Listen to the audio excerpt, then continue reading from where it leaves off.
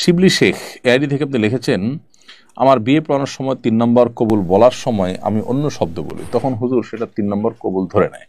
এতে কি আমার বিয়ে সঠিক হয়েছে, যেখানে দুই পরিবারের লোক উপস্থিত ছিল? কবুল একবারও যদি আপনি বলেন তাতেও আপনার বিবাহ বিশুদ্ধ হয়ে গেছে। অতএব আপনি এটা নিয়ে অরিড থাকার কোনো প্রয়োজন নেই। আমার ঠান্ডাজনিত সমস্যা আছে, ঠান্ডা পানি দিয়ে অজু করলে সমস্যা হয়, তায়াম্মুম করা যাবে কি না? ভাই, ঠান্ডাজনিত সমস্যা যদি এই পর্যায়ের হয় যে অজু করলে আপনি ভয়াবহ অসুস্থ হয়ে যান, এই অসুস্থ থেকে আর আরোগ্য লাভের কোনো উপায় থাকে না, মুমূর্ষ হয়ে যান এবং গরম পানিতেও আপনার কাজ হয় না, তাহলে সেক্ষেত্রে তায়াম্মুম করলে আপনার চলবে। সাধারণত এরকম পর্যায়ে যায় না, সাধারণত একটু কষ্ট হয়, হয়তো ঠান্ডা লাগে, তাহলে সেক্ষেত্রে আপনি গরম পানি ব্যবহার করেন, একটু কষ্ট করেন, তাহলে অজু করতে পারেন। অর্থাৎ পানি ব্যবহার করার সক্ষমতা যতক্ষণ থাকবে, যে কোনো উপায় যতক্ষণ মতো ওপেন থাকবে ততক্ষণ তো আপনাকে পানি ব্যবহার করে উজু করতে হবে। যখন পানি ব্যবহার করে উজু করা সম্ভবপর হবে না কোনো কারণে, একদম নিরুপায় হয়ে যাবেন, তখন আপনি তায়াম্মুম করলে চলবে। এক মেয়ের সাথে আমার সম্পর্ক ছিল, বিয়ের পরেও সে কথা বলতে চায় আমার সাথে, স্বামী নাকি অনেক সমস্যা করে, সে এগুলো আমার সাথে শেয়ার করে, আমি কি তার সাথে এভাবে সম্পর্ক রাখতে পারবো? না। বিবাহের একজন মেয়ের সাথে বিবাহ আপনার হোক না হোক, তার বিবাহ হোক বা না হোক, বিবাহ বহির্ভূতভাবে সম্পর্ক করা আপনার জন্য উচিত নয়।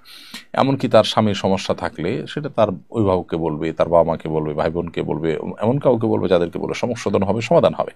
আপনাকে বললে সেটা আপনার যদি দুর্বলতা কাজ করে, সিম্প্যাথি কাজ করে, তাহলে এটা শয়তানি একটা ওয়াসওয়াসা, শয়তানের একটা রুট, যেটা দিয়ে আপনাকে সে গুনাহে লিপ্ত করতে চায়। বিধায় আল্লাহর ভয় এখান থেকে বেঁচে আসার চেষ্টা করতে হবে। বাসায় বিড়াল আছে, কদিন পর পর বাচ্চা হয়, এজন্য আমাদের অনেক ঝামেলা হয়।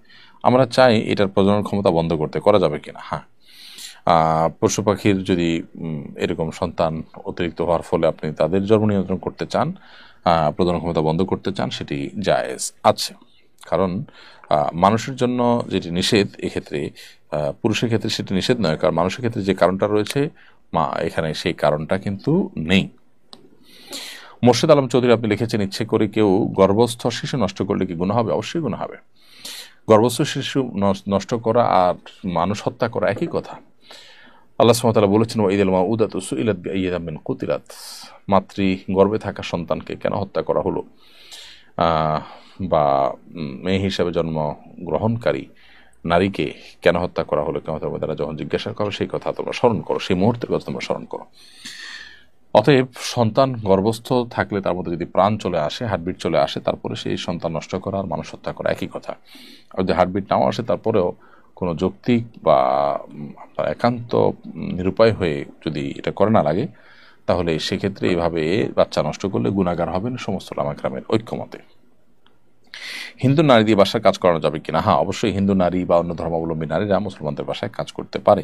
সেক্ষেত্রে অন্যান্য বাসায় মেয়েদের দিয়ে কাজ করাতে হলে শরিয়ার যে শর্তগুলো রয়েছে, বাসার পুরুষরা তাদের নজর হেফাজত করবেন, পর্দা পরিপূর্ণভাবে করবেন, এই বিষয়গুলো যদি মেনটেন করা যায় তাহলে সেটি জায়েজ আছে।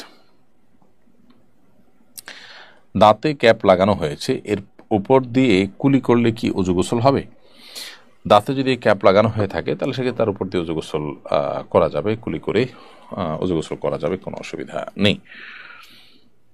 তারপর রিমা ভুঁইয়া আপনি লিখেছেন, সুস্থ সুন্দর ও নেককার সন্তান লাভের কোনো আমল আছে কিনা?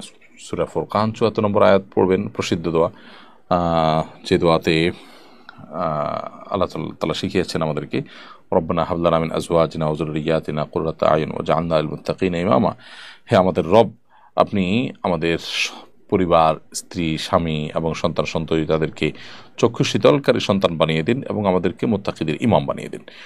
তো এই দোয়া আল্লাহ তাআলা সুবহানাহু ওয়া তাআলার কাছে বিশেষ করে নিবেদন করবেন। এটি হলো সন্তান যেন নেক হয় তার জন্য আল্লাহ শেখানো দোয়া, কোরআন বর্ণিত দোয়া, বিধায় এটি করবেন। এছাড়া রব্বি হাবলি মিনাস সলিহিন, হে আল্লাহ আমি নেক সন্তান চাই আপনার কাছে, ইত্যাদি ইত্যাদি। রব্বি হাবলি মিন লাদুনকা যুররিয়াতান তাইয়্যিবা ইন্নাকা সামিউদ দুআ, হে আল্লাহ পবিত্র সন্তান আপনার কাছে আমাকে দান করেন, কারণ আপনি দোয়া শ্রবণকারী। এই জাতীয় দোয়াগুলো নবীর রাসূলদের দোয়া, সন্তান নেক হওয়ার জন্য, সেগুলো তো করা যেতেই পারে।